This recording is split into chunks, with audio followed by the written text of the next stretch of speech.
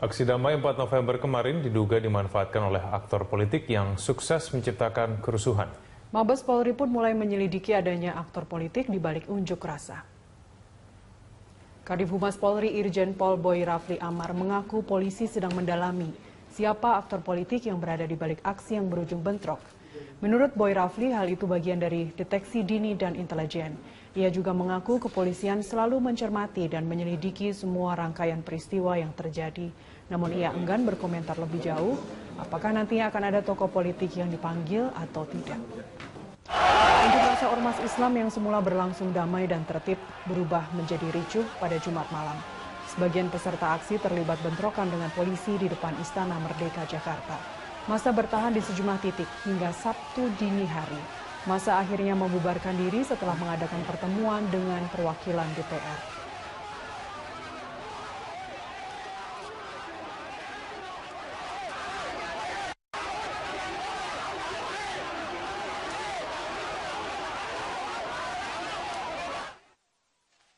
Kegiatan-kegiatan deteksi dini dan intelijen yang dilaksanakannya, jadi tentu pasti aparat dapat mencermati hal itu melalui aktivitas kegiatan intelijen. Ya. Semuanya bagian yang dicermati, diselidiki. Semua peristiwa yang terjadi di negara ini dicermati, diselidiki oleh Polri. Diselidiki apa latar belakang dan sebagainya. Apakah ini berdampak kepada gangguan keamanan, apakah ini berdampak kepada terganggunya kehidupan berbangsa dan bernegara. Itu bagian yang diselidiki. Tidak ada lagi. Saya tidak bisa mengelaborasi itu lebih dalam lagi. Itu bagian yang sedang diselidiki. Pemirsa, polisi mengamankan 10 orang yang diduga provokator dalam aksi damai yang berujung ricuh kemarin. 10 orang tersebut masih diperiksa secara intensif untuk didalami apakah 10 orang itu bagian dari pengunjuk rasa atau penyusup. Kadif Humas Polri Irjen Boy Rafli Amar menyebut bahwa berdasarkan foto dari pihak kepolisian, para terduga provokator memakai baju yang berbeda dari kelompok pengunjuk rasa lainnya. Terduga provokator itu mengambil momen di penghujung aksi demo untuk membuat kerusuhan dengan menyerang barikade kepolisian dan security barrier. Karena diserang, polisi harus melakukan upaya pembubaran dengan menembakkan gas air mata yang kemudian menyebabkan kericuhan terjadi. Sementara itu di Jakarta Utara, polisi juga menangkap 15 pelaku penjarahan di sebuah minimarket. Pelaku penjarahan bukan bagian dari pengunjuk rasa, tapi hanya memanfaatkan momen rusuh saat unjuk rasa.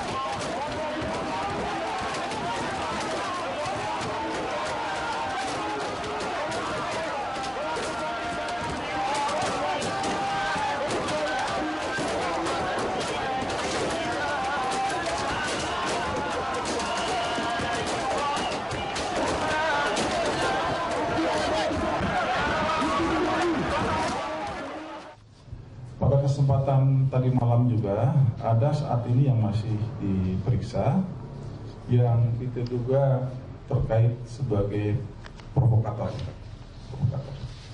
Jumlahnya ada 10 yang masih diperiksa hari ini.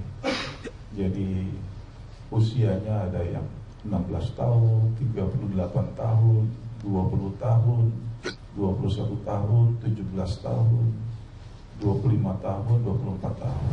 Mereka berlatar belakang dari orang-orang yang ada dari daerah ya, saya lihat.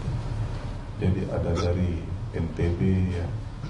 Jadi ada dari juga luar Jakarta, di berbagai daerah di Pulau Jawa yang sepertinya bisa jadi mereka adalah juga pendatang yang bersama-sama hadir di tempat.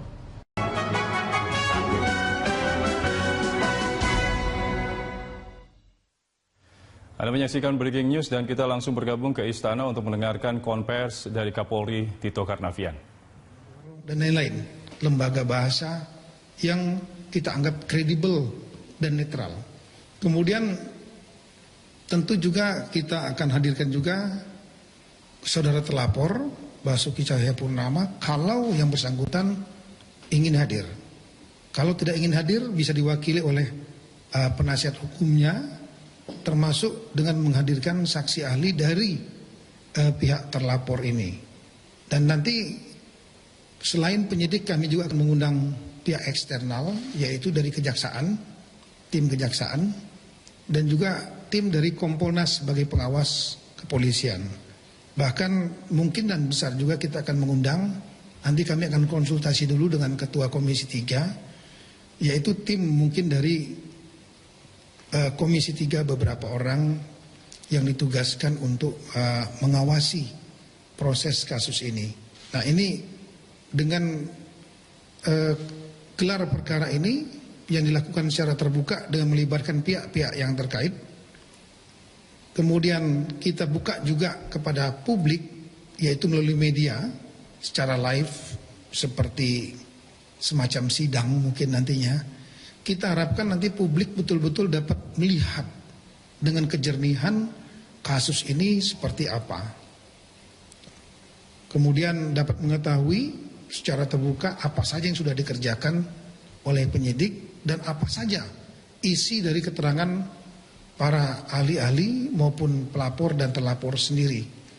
Dengan demikian nanti baru kita akan melakukan penyimpulan kasus tersebut. Sekali lagi, kalau ditemukan diputuskan ada tindak pidana, maka akan kita tingkatkan menjadi penyidikan dan akan kita tentukan tersangkanya.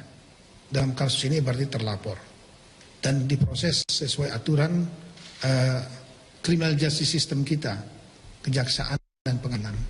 Namun kalau seandainya dalam gelar perkara secara terbuka tersebut penyidik menyimpulkan tidak terdapat tindak pidana, maka tentu kita akan konsisten kepada sistem hukum kita, yaitu dihentikan penyelidikannya dengan kemungkinan karena masih dalam proses penyelidikan, maka dapat dibuka kembali jika terdapat bukti-bukti lain yang menguatkan.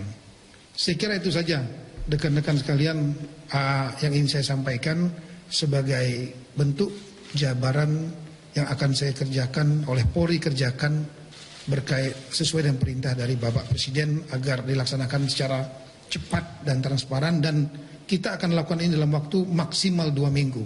Itu sesuai dengan yang kita sampaikan kemarin pada waktu dialog di ruang Wapres dengan perwakilan dari pengunjuk rasa, yaitu waktu 2 minggu untuk menyelesaikan proses penyelidikan untuk menentukan penyidikan dan tersangka atau tidak. Saya kira itu. Cukup. Baik, cukup. Terima kasih.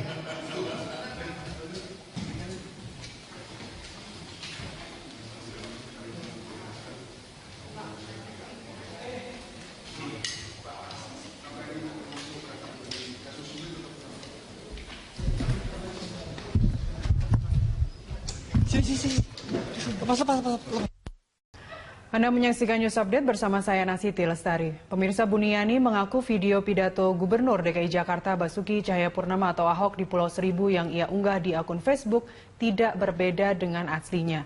Ia juga membantah jika dirinya mengedit video tersebut. Buniani membantah jika dirinya disebut sebagai pengedar pertama video yang memicu gelombang unjuk rasa atas dugaan penistaan agama oleh Ahok. Namun ia mengaku mengunggah video pidato Ahok tersebut secara tidak utuh. Dan Bareskrim menurut Yani mengatakan video yang diunggahnya tidak berbeda dengan video asli yang diunggah oleh Pemprov DKI Jakarta. Sebelumnya, Bareskrim Mabes Polri telah meneliti keaslian video pidato Gubernur DKI Jakarta Basuki Cahayapurnama di Kepulauan Seribu yang menjadi viral di media sosial. Video tersebut berisikan Basuki Cahayapurnama mengutip surat Al-Maidah ayat 51. Dia merasa dirugikan. Yang saya dapatkan dari media NKRI. Nah, dan itu sudah diberi keterangan oleh Kabar Reskrim bahwa apa yang sekarang beredar di luar sekarang itu di masyarakat yang saya upload itu tidak ada bedanya sama yang asli. Dan itu sudah di cross check ke Pak Gubernur ya, ke Pak Basuki Cahayapurnama. Itu beliau ini apa namanya Menanggapi aksi damai 4 November, calon Gubernur DKI Jakarta Basuki Cahayapurnama alias Ahok tidak mungkin mundur dari pencalonan dan tetap menghormati dan mengikuti proses hukum dugaan penistaan agama yang dituduhkan kepadanya. Menyayangkan kejadian seperti ini, padahal harusnya kan kalau kita bicara mau menyampaikan sesuatu kan gampang, terus maksa saya mundur. Saya katakan saya tidak mungkin mundur, saya lebih ikhlas, lebih rela. Kalau salah proses hukum, ya tangkap saya, penjarakan saya saja daripada saya harus mundur. Ini jelas posisinya. Orang saya mau mewujudkan keadilan sosial kok ini ada aturan. Ya kan, saya juga orang yang taat hukum, dipanggil, saya datang, dan saya juga sampaikan tidak ada nawa itu niat saya sama sekali menghina Quran. Mabes Polri akan memeriksa Buniani, orang yang menyebarkan rekaman pidato Basuki Cahayapurnama. Kapolri memastikan penyelidikan dugaan penistaan agama yang dilakukan Basuki Cahayapurnama akan berlangsung dengan cepat dan transparan. Usai bertemu Presiden di Istana Negara, Kapolri Jenderal Tito Karnavian mengatakan dalam waktu 2 pekan mendatang sejumlah saksi terkait dugaan penistaan agama yang dilakukan Basuki Cahayapurnama akan dimintai keterangan. Salah satunya adalah Buniani, orang yang mengunggah pidato Ahok melalui media sosial. Buni akan diperiksa pekan depan meski telah mengaku salah mengutip pernyataan Ahok terkait surat Al-Maidah ayat 51. Dalam rekaman gambar yang diunggah di akun sosial media, Buniani mengaku telah menghilangkan satu suku kata dalam rekaman video. Selain Buniani, sejumlah saksi ahli baik pihak pelapor dan terlapor akan dipanggil Bareskrim Polri. Saksi-saksi ini antara lain para pemuka ahli bahasa, maksud kami para pemuka agama, ahli bahasa, serta ahli hukum pidana. Yang dilaporkan namanya saudara Buniani juga sudah media sosial, kita akan panggil yang bersangkutan minggu ini, menyatakan bahwa telah salah mengutip karena di kata-kata pakainya dihilangkan.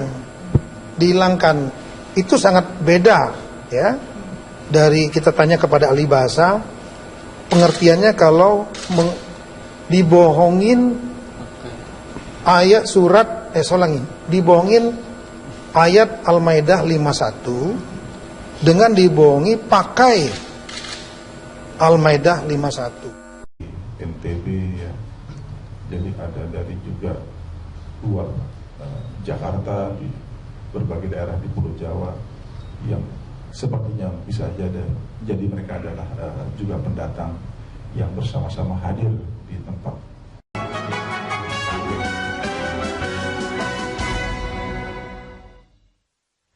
Anda menyaksikan Breaking News dan kita langsung bergabung ke Istana untuk mendengarkan konvers dari Kapolri Tito Karnavian.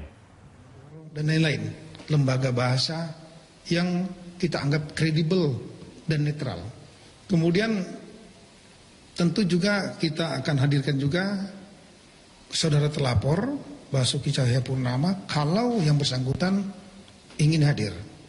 Kalau tidak ingin hadir bisa diwakili oleh penasihat hukumnya, termasuk dengan menghadirkan saksi ahli dari pihak terlapor ini.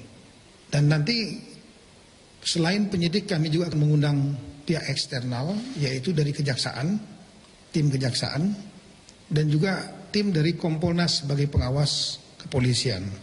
Bahkan mungkin dan besar juga kita akan mengundang, nanti kami akan konsultasi dulu dengan Ketua Komisi 3, yaitu tim mungkin dari Komisi 3 beberapa orang yang ditugaskan untuk mengawasi proses kasus ini. Nah ini dengan gelar perkara ini yang dilakukan secara terbuka dengan melibatkan pihak-pihak yang terkait.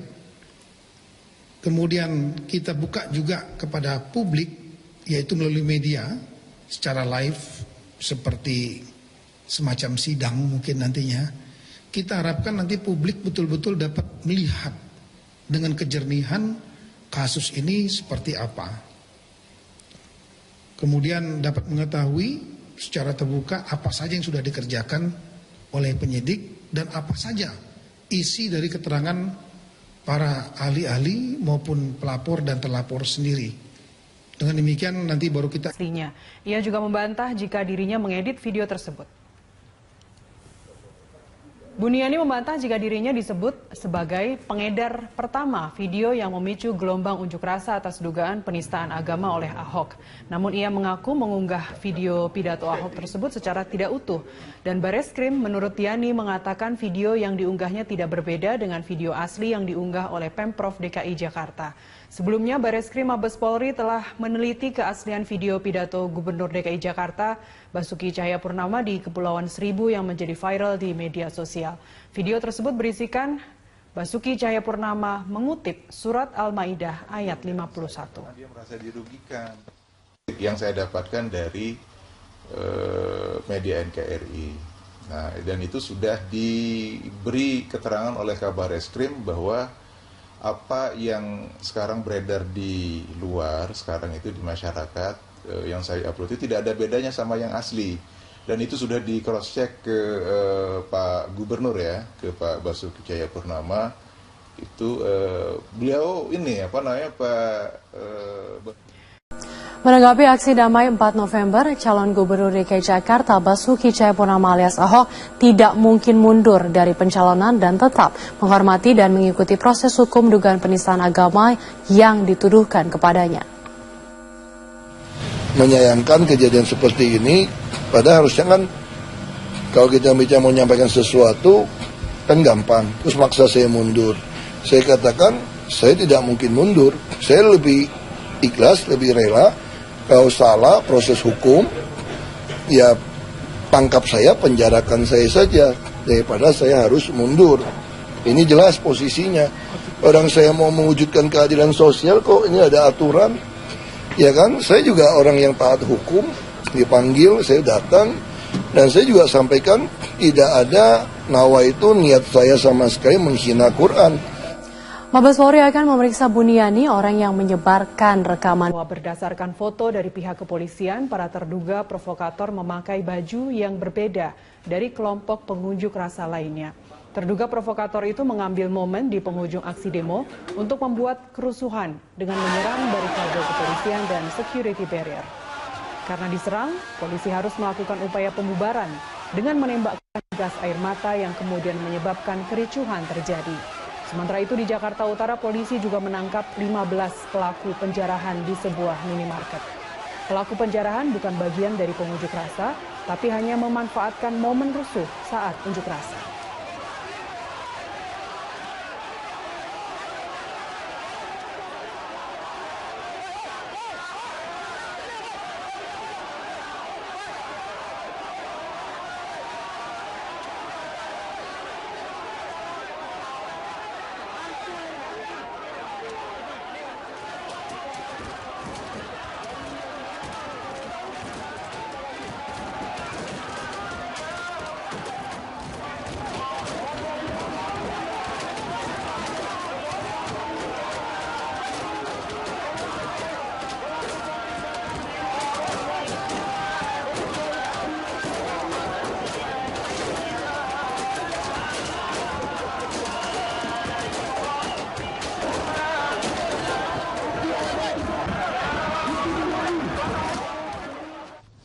Pada kesempatan tadi malam juga ada saat ini yang masih diperiksa yang kita duga terkait sebagai provokator.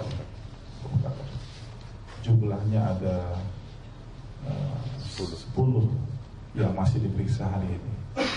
Jadi usianya ada yang 16 tahun, 38 tahun, 20 tahun, 21 tahun, 17 tahun, 25 tahun, 24 tahun.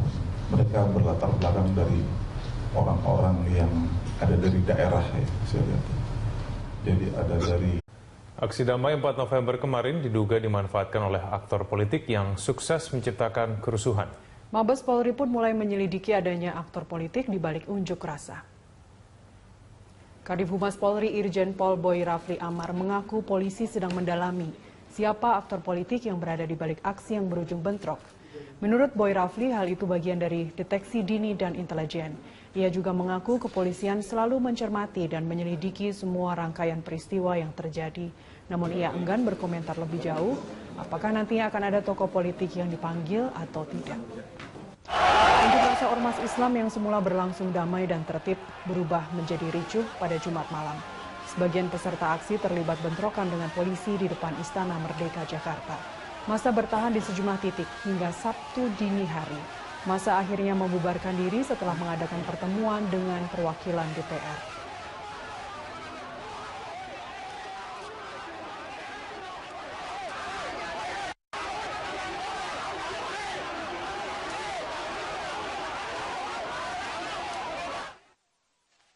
Kegiatan-kegiatan deteksi dini dan intelijen yang dilaksanakannya, jadi tentu pasti aparat dapat mencermati hal itu melalui aktivitas kegiatan intelijen. Ya. Semuanya bagian yang dicermati, diselidiki. Semua peristiwa yang terjadi di negara ini dicermati, diselidiki oleh Polri. Diselidiki apa latar belakang dan sebagainya. Apakah ini berdampak kepada gangguan keamanan, apakah ini berdampak kepada terganggunya kehidupan berbangsa dan bernegara. Itu bagian yang diselidiki. Tidak ada lagi. Saya tidak bisa mengelaborasi itu lebih dalam lagi. Itu bagian yang sedang diselidiki. Pemirsa, polisi mengamankan 10 orang yang diduga provokator dalam aksi damai yang berujung ricuh kemarin. 10 orang tersebut masih diperiksa secara intensif untuk didalami apakah 10 orang itu bagian dari pengunjuk rasa atau penyusup. Kadihumas Polri Irjen Boy Rafli Amar menyebut bahwa akan melakukan penyimpulan kasus tersebut. Sekali lagi, kalau ditemukan diputuskan ada tindak pidana, maka akan kita tingkatkan menjadi penyidikan dan akan kita tentukan tersangkanya. Dalam kasus ini berarti terlapor dan diproses sesuai aturan criminal justice system kita, kejaksaan dan pengadilan.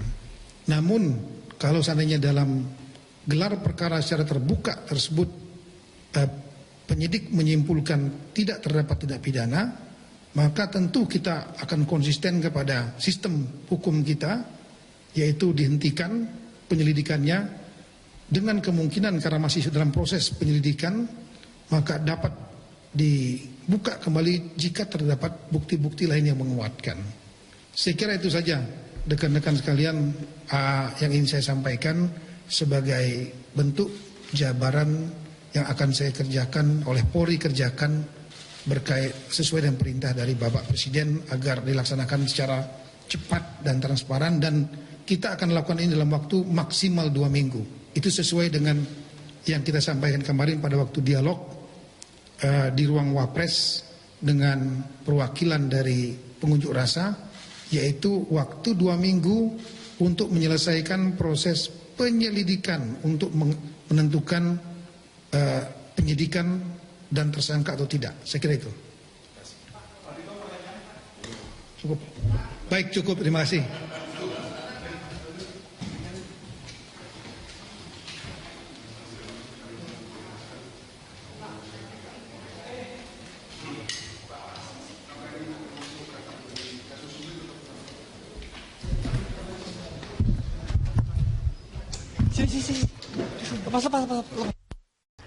Anda menyaksikan News Update bersama saya Nasiti Lestari. Pemirsa, Buniani mengaku video pidato Gubernur DKI Jakarta Basuki Cahayapurnama atau Ahok di Pulau Seribu yang ia unggah di akun Facebook tidak berbeda dengan